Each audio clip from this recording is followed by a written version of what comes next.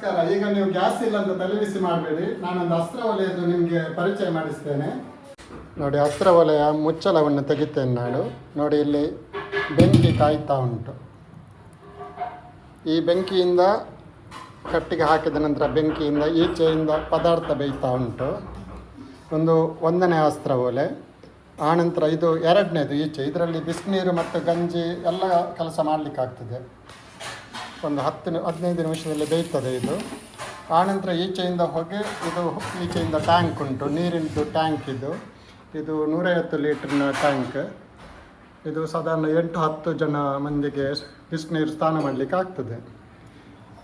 ಈ ಅಸ್ತ್ರ ಒಲೆಯಲ್ಲಿ 3 ಕೆಲಸ ಅಂದರೆ ಬಿಸಿನೀರು ಸಹ ಕಾಯ್ತದೆ, ಗಂಜಿ ಸಹ ಬೇಯ್ತದೆ, ಪದಾರ್ಥ ಸಹ ಬೇಯ್ತದೆ. ಜಾಸ್ತಿ ಕಟ್ಟಿಗೆಯನ್ನು ಬೇಕಾಗಿಲ್ಲ. 2-3 ಕಟ್ಟಿಗೆ ಹಾಕಿದರೆ 10-15 ನಿಮಿಷದಲ್ಲಿ ಸರಿ ಬೆಂಕಿ ಆದರೆ ಎಲ್ಲ ಅಡಿಗೆ ಪದಾರ್ಥ ಎಲ್ಲ ಬಿಸಿನೀರು ಎಲ್ಲ ರೆಡಿ ಆಗ್ತದೆ.